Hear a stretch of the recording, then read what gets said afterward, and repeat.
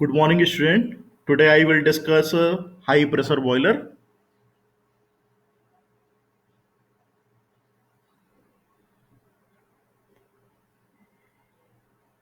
Good morning, students. Today I will discuss high pressure boiler unit 1. It is a revision class.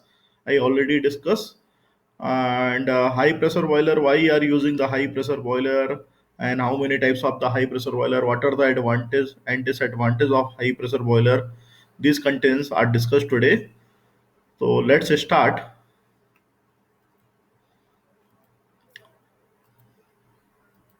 In a Rankine cycle, already informed to you, in a Rankine cycle there are the number of devices such as the boiler, turbine, condenser and pump. In a boiler, where is the producing of the steam after the combustion of fuel, and the fuel is, it may be of solid, liquid or gaseous fuel. Okay. एक boiler के अंदर जहाँ की fuel का combustion होता है, water को गर्म करके स्टीम प्रोड्यूस की जाती है। आफ्टर दैट बॉयलर से स्टीम निकल के टरबाइन पे आती है। टरबाइन पे जाके उसका एक्सपांसन होता है। एंड आफ्टर दैट एक्सपांसन होने के बाद स्टीम जो है, स्टीम से हमें यहाँ पे टरबाइन पे कुछ वर्क डन मिलता है, रोटर शाफ्ट मूव करती है। And after that the expansion of the steam in the turbine, steam will pass to the condenser side. It will be exhausted in a condenser side, और condenser से वो condense होने के बाद वो pump में लिक्विड फॉर्म में जाती है। एंड आफ्टर दैट पंप से ये बॉयलर में वाटर के फॉर्म में बॉयलर में रीयूज करने के लिए चली जाती है। तो इस तरीके से इसकी रैंकाइन साइकिल की पूरी वर्किंग होती है प्लांट के अंदर।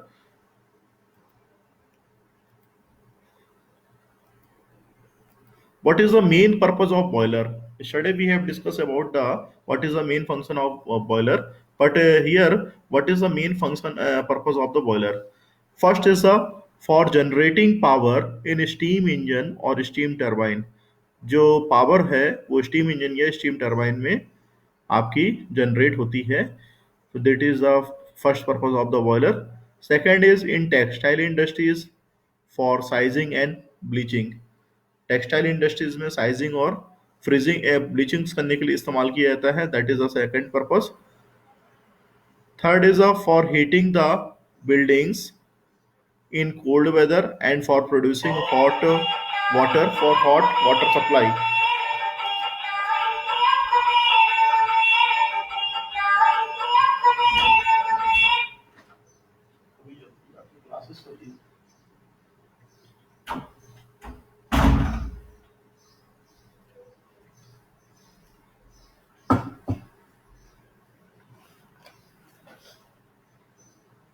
For heating the buildings in cold weather and for producing hot water for hot water supply. Fourth purpose is the in the process industry like sugar, fertilizers, paper, marines applications. These are the another purpose of the boiler. And the last one is the locomotives. It is nowadays obsolete.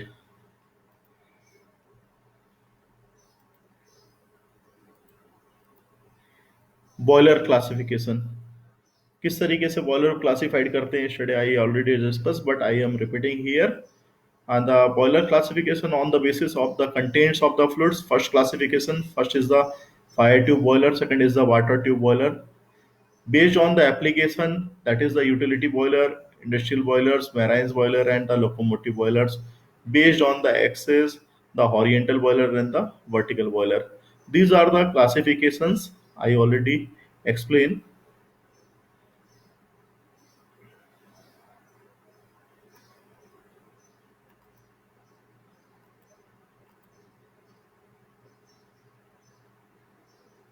On the basis of the fuel, किस तरह का fuel इस्तेमाल हो रहा है उसकी basis पे भी क्लासिफिकेशन कर सकते हैं। कोल के बेस पे, coal that is the wood, the gas, diesel, इनके बेस पे भी हम क्लासिफाइड कर सकते हैं बॉयलर को। On the basis of pressure, इसके बेस पे भी क्लासिफाइड कर सकते हैं। तो प्रेशर के बेस पे high pressure boiler, medium pressure boiler and low pressure boiler. Based on the circulation of water,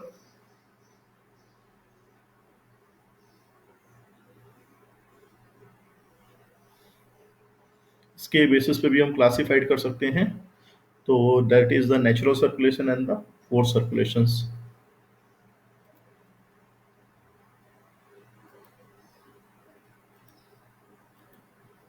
why the high pressure boiler, high pressure boiler का क्यों हम यूज कर रहे हैं, इसके पीछे रीजंस क्या है? There are the number of reasons कि हाई प्रेशर बॉयलर को हम इस्तेमाल करेंगे। Where 30 bar pressure and steam rate of 30 tons per hour is required, fire tube boiler are preferred due to the lower cost। जहाँ की 30 बार या उससे steam rate 30 ton से ज़्यादा की रिक्वायरमेंट रहती है, तो वहाँ पे फायर ट्यूब बॉयलर का इस्तेमाल करते हैं। और फायर ट्यूब बॉयलर का मेनली इस्तेमाल जो होता है वो लो कॉस्ट के कारण होता है। Second is the in the power plant it is necessary to produce the steam at a high pressure. In the power plant, it is necessary to produce the steam at a high pressure। Power plant में steam को जो produce किया था वो high pressure पे, high rate पे और high efficiency में इसको हम हाई प्रेशर बॉयलर का इस्तेमाल करते हैं। For the steam of 30 bar pressure and steam rate of 30 ton per hour is required, then the water tube boilers are preferred. तो आपका जहाँ पे 30 बार से प्रेशर कम है, वहाँ पे अपने को हम वाटर ट्यूब बॉयलर का इस्तेमाल करते हैं। Modern high pressure boiler are generate the steam at the rate of 30 to 650 ton per hour. जितने भी हाई प्रेशर बॉयलर है मॉडर्न टाइप्स के, वो स्टीम को जनरेट करते हैं 30 से 650 ton per hour and pressure up to 225 bar. उनका जो प्रेशर रेट रहता है वो 225 बार रहता है and temperature of around of the 550 degree. Temperature जो रहता है वो 550 डिग्री सेंटीग्रेड के आसपास रहता है। To reducing the drum size. तो दीज आर द रीजन जिसके कारण कि हाई प्रेशर बॉयलर को इस्तेमाल किया जा रहा है। और आप देख रहे हैं कि मॉडर्न हाई प्रेशर जो बॉयलर हैं वो जहाँ की प्रेशर की लिमिट 225 बार या उससे अधिक रहती है, वहाँ पे मॉडर्न हाई प्रेशर बॉयलर का इस्तेमाल किया जाता है। और वहाँ पे भी इस्तेमाल किया जाता है जहाँ की स्टीम को हमें 30 टन से लेके 650 टन पर आवर की रिक्वायरमेंट रहती है और टेम्परेचर भी 550 डिग्री सेंटीग्रेड रहता है। जहाँ के ड्रम का साइज छोटा रखना पड़ता है वहाँ पे हम इस टाइप के बॉयलर का इस्तेमाल करते हैं। Then come to the next slide, that is the advantage of high pressure boiler. High pressure boiler के एडवांटेज क्या हो सकते हैं? That is the first advantage, due to the force circulation of water. Water का यदि circulation जो है force circulation है, comma evaporative capacity of the boiler is increase. Boiler की एवोपरेटिव कैपेसिटी जो है वो बढ़ जाएगी। And size of drum is reduced। Size of जो ड्रम है वो reduce हो जाएगा। That is the first advantage of the high pressure boiler. Second is the due to the high velocity of water. Water की यदि velocity आपकी high है तो वहां पे भी हाई प्रेशर बॉयलर का इस्तेमाल किया जाता है। Chances of skill formation is reduce. High velocity water के कारण वहां पे जो स्किल फॉर्मेशन की रेट रहती है कम हो जाती है। Due to the uniform heating there is a less chance of over heating.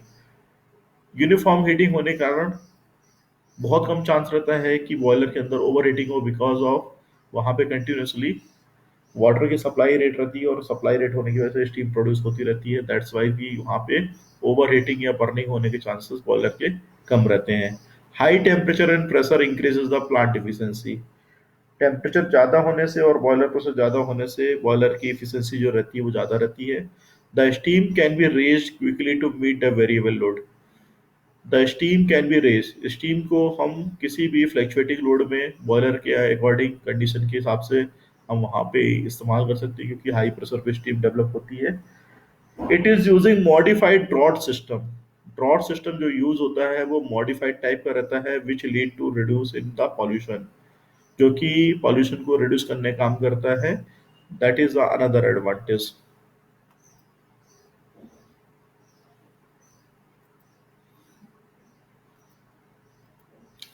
Different high pressure boiler. कई तरह के हाई प्रेशर बॉयलर होते हैं। पहला है Lamont boiler, second is the Benson boiler, तीसरा है वेलॉक्स बॉयलर, चौथा है लोपलर बॉयलर। इस तरह के जो बॉयलर हैं हाई प्रेशर बॉयलर की कैटेगरी में आते हैं। उसके अलावा भी ये हाई प्रेशर बॉयलर आते हैं जिसमें कि सुपर क्रिटिकल बॉयलर है, सुपर चार्ज बॉयलर है, फ्लडलाइज बेड कंबशन बॉयलर है। तो आपके जो सिलेबस में है वो लॉमॉन्ट है, बेंसन है, वेलॉक्स, लोफलर बॉयलर है, ये मेन बॉयलर आपके कोर्स में है। उसके बाद सुपर क्रिटिकल बॉयलर का थोड़ा बहुत इंट्रोडक्शन है।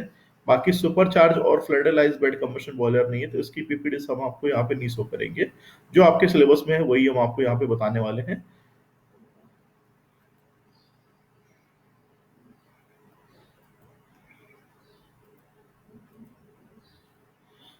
That is the first type of the high pressure boiler, law mount boiler. Law mount boiler में आप देखेंगे यहाँ पे कई तरीके से उसका फोर सर्कुलेशन टाइप का बॉयलर रहता है।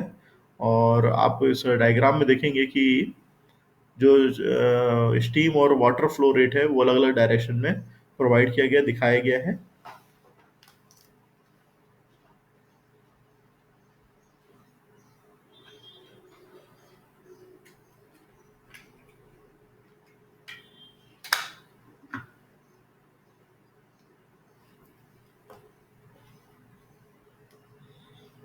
जिसमें कि आप देखेंगे कि कोल्ड एयर यहाँ से आ रही है, एग्जॉस्ट एमिशन इधर से हो रहा है, उसके बाद वाटर लेवल इंडिकेटर जो है यहाँ पे है, और बॉयलर जो है इधर पे प्रोवाइड किया गया है, और स्टीम जो है प्रोड्यूस होने के बाद बॉयलर से इंजन की तरफ जा रही है।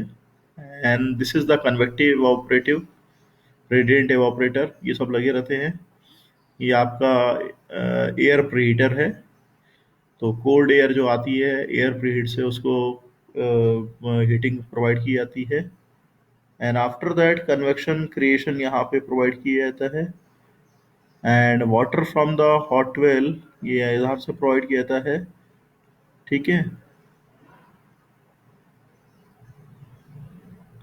और कन्वेक्शन यहाँ पे ये रहता है, इस तरीके से प्रोवाइड किया जाता है।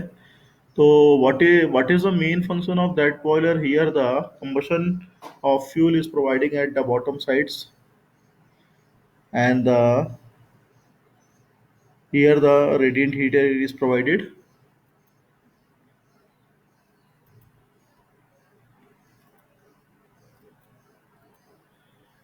The main specifications of the low mount boiler is the pressure is 120 bar। पहला जो इसका स्पेसिफिकेशन है कि प्रेशर जो है 120 बार रहता है। Temperature up to the 500 degree centigrade या इससे ज़्यादा रहता है। स्टीम प्रोडक्शन जो रेट रहता है उसका 45 से 50 टन रहता है पर आवर। डिफिकल्टीज जो रहती है, जो आती हैं लॉ माउंट बॉयलर के साथ में, that is the depositions of the salt and sediments on the inner surface of the water tubes. जो सॉल्ट सेंडिमेंट्स की डिपोजिशन से इनर सरफेस में वाटर ट्यूब्स में आती है, which reduces the heat transfer rate, जो कि हीट ट्रांसफर रेट को रिड्यूस करता है। There also formation of bubbling at the inner surface of water tube. Formation of जो बबलिंग्स रहती हैं इनर सरफेस पे वो वाटर ट्यूब्स में कंटिन्यूसली आती रहती हैं। These are the difficulties.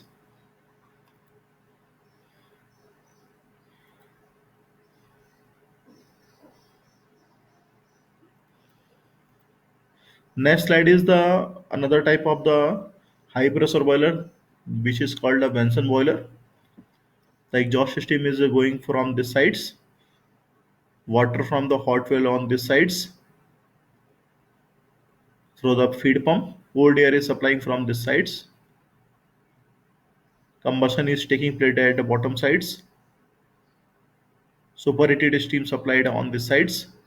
Because of the superheater coil is installed and the radiant evaporator is installed here. That's why there is a differences. And the Benson boiler is comparison to Lomond boiler, producing the high pressure of the steams. This is the hot combustion chambers. This is the main descriptions of the diagram. Blower is using for the supplying of the air in the air preheater ways.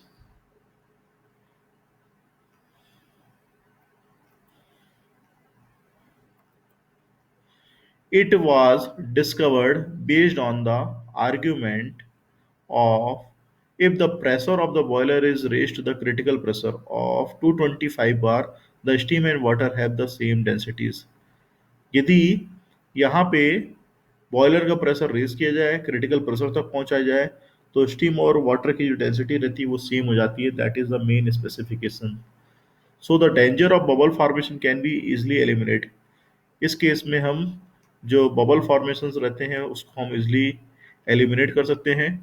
Temperature high up to the 650 degree centigrade, temperature जो maintain रहता है वो 650 degree temperature maintain रहता है। Pressure जो उसका रहता है 225 बार रहता है। And the steam production rate is 150 tons per hour. Steam production जो रेट है वो 150 टन्स पर आवर है।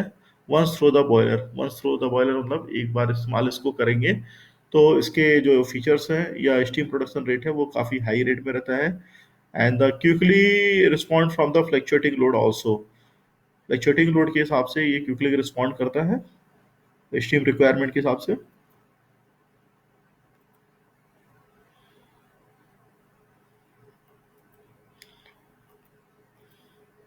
Advantage, it does not require drum, it lead to the overall weight up to 20% and also reduction in cost also। Drum की requirement नहीं रहती है, that is another advantage comparison to Lamont. At the overload it can be operated economically, overload में economically way में ये behave करता है by changing the pressure and temperature, pressure को चेंज और टेम्परेचर को चेंज करके। There is no problem of the bubbling, bubbling की कोई भी किसी भी तरह की प्रॉब्लम नहीं रहती है, this is another advantage. High steam generation rate, steam generation जो रेट रहता है वो काफ़ी हाई रहता है and it is use for the steam power plant, और स्टीम पावर प्लांट में इसको इस्तेमाल किया जाता है।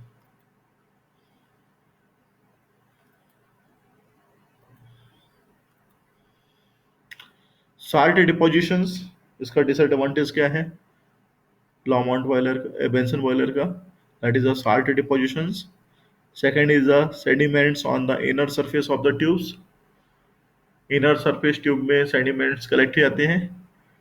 Danger of over heating, over heating की डेंजर होने की प्रॉब्लम बनी रहती है।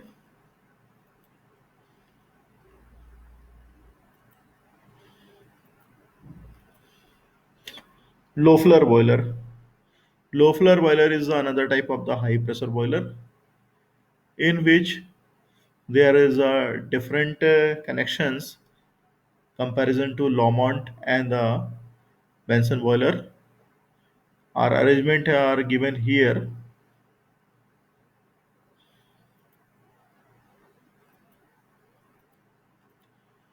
The main specifications of the Loeffler boiler is the four circulation boiler, pressure steam production rate up to a pressure of 100 bar, and the steam productions rate 100 tons per hour also. Pressure of steam is a 100 bar and the steam production rate is the 100 tons per hour. This is the main specifications of the Loeffler boiler. Loeffler boiler are categorized or differentiate between the Lomont and the Benson boiler.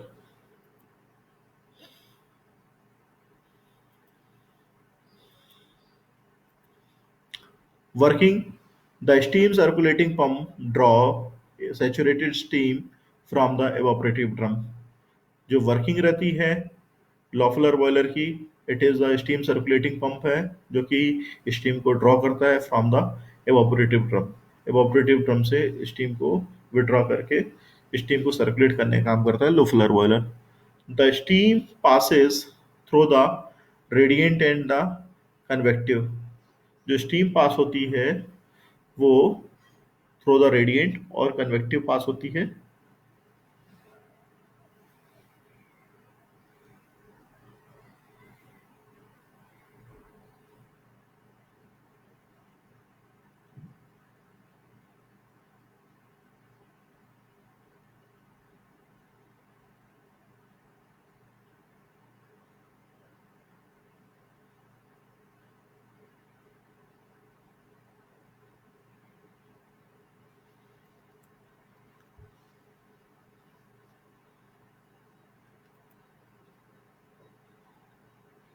The next slide is the super critical boiler, कि super critical boiler क्या होता है। Super critical boiler above the critical condition यदि boiler work करता है तो उसे super critical boiler बोलते हैं। Critical condition of water, critical boiler it is designated where the steam direct water is directly formed to the steam manner। Critical condition steam boiler के अंदर वहां पे आती है जहाँ की वाटर जो है डायरेक्टली स्टीम के रूप में कन्वर्ट होता है, उसे हम क्रिटिकल कंडीशन कहते हैं। और उसके अबव यदि हम काम कर रहे हैं या बॉयलर काम कर रहा है तो उसे सुपर क्रिटिकल बॉयलर बोलते हैं। उसके यदि अंडर में काम कर रहा है तो उसे अंडर क्रिटिकल बॉयलर बोलते हैं। तो सब क्रिटिकल भी बोल सकते हैं, अंडर क्रिटिकल भी बोल सकते हैं। यहाँ पे सुपर क्रिटिकल बॉयलर के बारे में बताया जा रहा है। तो सुपर क्रिटिकल बॉयलर जो रहता है, यहाँ पे इसके लिए ब्लोअर लगा गया है, जितनी माउंटिंग एसेसरीज रहती है वो सब लगी रहती हैं, ताकि हम जो स्टीम है उसका प्रोडक्शन रेट बढ़ा सके। कंट्रोल बॉक्स लगा हुआ है, लोअर ट्यूब हेडर लगा हुआ है, वाटर लेवल गेज लगा हुआ है, स्टीम सेपरेटर लगा हुआ है, हीट इंसुलेटिंग मटेरियल लगा हुआ है, वाटर ट्यूब्स लगा हुआ है, एंड द स्टीम आउटलेट लगा हुआ है, सेफ्टी वॉल्व है, अपर ट्यूब हेडर है, ब्लोअर है। ये सारी माउंटिंग एसेसरीज लगी रहती हैं जो कि बॉयलर को सुपर क्रिटिकल मैनर में ले जाती हैं। Okay.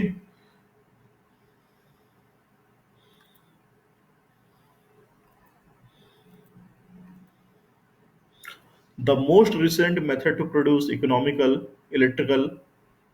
electric power is by the use of supercritical boiler in the power plant. Super critical boiler के लिए जो मेन इंपॉर्टेंट चीज रहती है वो ये है कि it is the most important method to produce the economical electrical power by the use of the supercritical boiler in the power plant. Economical way में इलेक्ट्रिकल पावर के थ्रू इसको सुपरक्रिटिकल बॉयलर का इस्तेमाल किया जाता है, ताकि ज़्यादा से ज़्यादा स्टीम और हाई क्वालिटी की सुपर हीटेड स्टीम को प्रोड्यूस कर सके और उसका इस्तेमाल कर सके।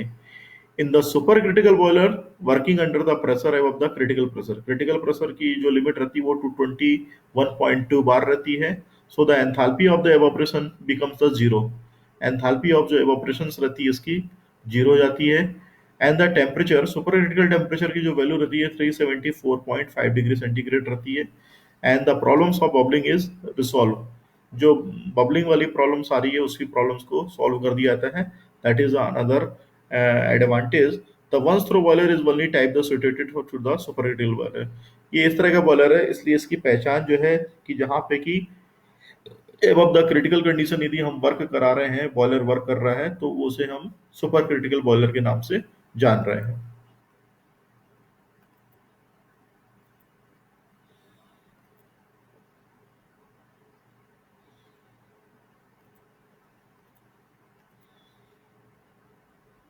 What are the advantage and disadvantage of the supercritical boiler? Advantage of supercritical boiler is heat transfer rates are very high। जो हीट ट्रांसफर रेट रहता है बहुत ज़्यादा रहता है, जिसके कारण से कि सुपर हीटेड स्टीम अपनी डेवलप होती है। There is no drum, drum की रिक्वायरमेंट नहीं रहती, क्योंकि सुपर हीटेड स्टीम प्रोड्यूस करना है, इसलिए ड्रम की रिक्वायरमेंट नहीं रहती। Weight is reduce, the weight is reduce, weight यहाँ पे हम रेड्यूस फॉर्म में रहता है, चूंकि ड्रम नहीं है तो वेट रेड्यूस हो जाएगा। There is no two phase mixture, two phase mixture होने की सवाल ही नहीं उठता यहाँ पे, क्योंकि यहाँ पे अबव द क्रिटिकल पॉइंट बात कर रहे हैं। तो जब अबव द क्रिटिकल पॉइंट बात करेंगे तो जो वाटर रहेगा वो स्टीम के फॉर्म में डायरेक्टली कन्वर्ट हो जाएगा। So there is a erosion and corrosion in minimize. That's why erosion और करोजन की जो प्रॉब्लम है उसको हम मिनिमाइज कर सकते हैं। Disadvantage, the high pressure and temperature restricted the use of it. इसका जो मेन डिसएडवांटेज है कि हाई प्रेशर बॉयलर जो है ज़्यादा हाई प्रेशर और हाई टेम्परेचर के रूप में हम इस्तेमाल इसलिए नहीं कर सकते। That is the metallurgical point of view. कई पार्ट्स जो हैं बॉयलर के मेल्ट होने स्टार्ट हो जाते हैं above the high critical point, because of the temperature is gain to the 500 degree centigrade, जिसकी वजह से कि बॉडी के पार्ट्स मेल्ट होने स्टार्ट हो जाते हैं। उसको अवॉइड करने के लिए ये सारी चीज़ की जाती है कि this is the another disadvantage. The impurities remains in the tubes after the evaporation of water and blockage flow the passage। जो impurities रहती है ट्यूब्स में बनी रहती हैं, उस impurities को हटाने के लिए बहुत अलग तरीके से हमें उसमें मेथड अप्लाई करना पड़ता है, जिससे कि हम impurities को हटा सकें। This is the another disadvantage.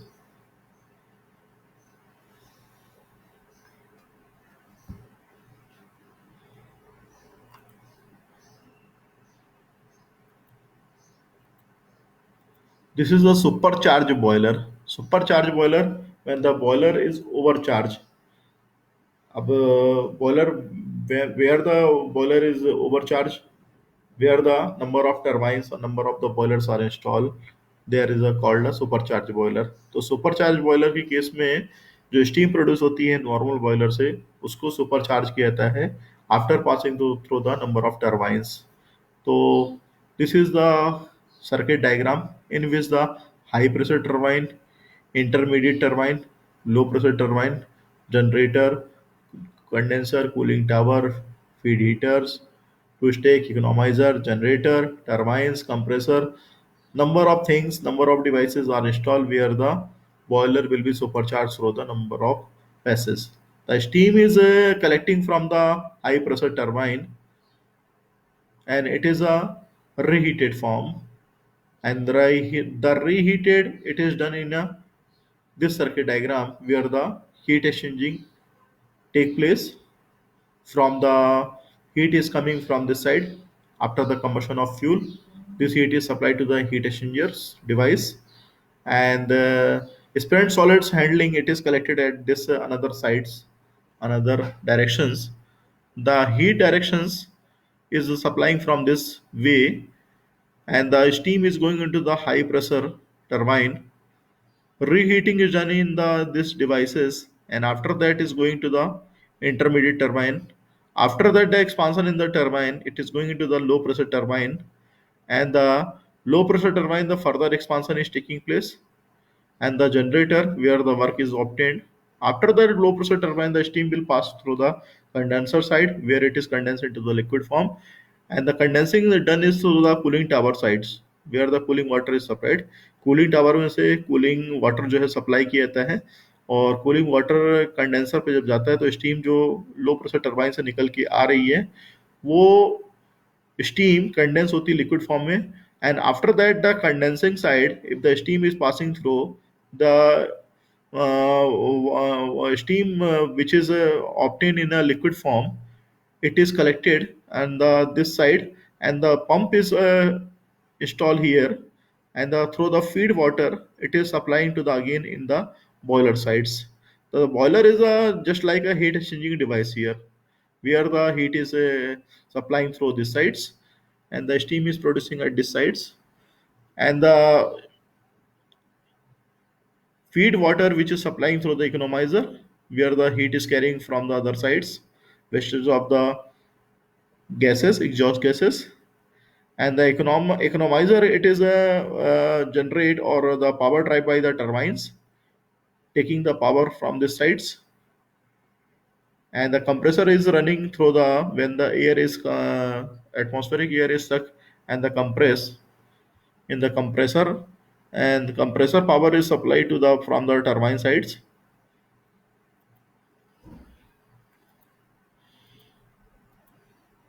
When the combustion is carried out under high pressure in the combustion chamber by supplying the compressed air, then the rate of heat transfer is increased and the heating surface required is reduced.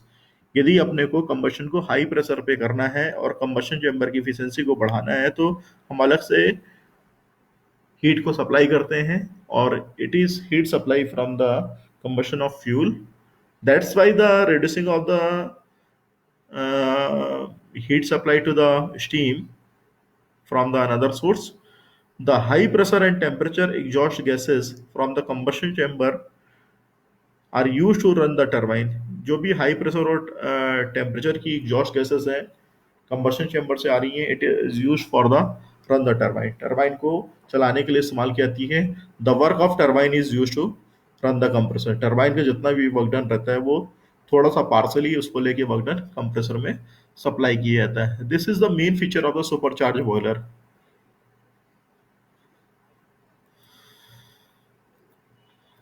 This is the topic which is discuss today. कोई भी यदि आपको doubt होता है comment box में comment में लिख के आप उसमें पोस्ट कर सकते हैं. साथ ही साथ में यदि आपको कुछ पूछना है तो व्हाट्सएप पे पूछ सकते हैं. ये आज आपका टॉपिक था. Tomorrow I will discuss the equivalent operation, boiler efficiencies and some numericals. This is the today topic, the high pressure boiler. How many types of the high pressure boiler? What are the advantage, disadvantage? What are the specifications? कोई भी confusion आप पूछ सकते हैं. Thank you. Thank you.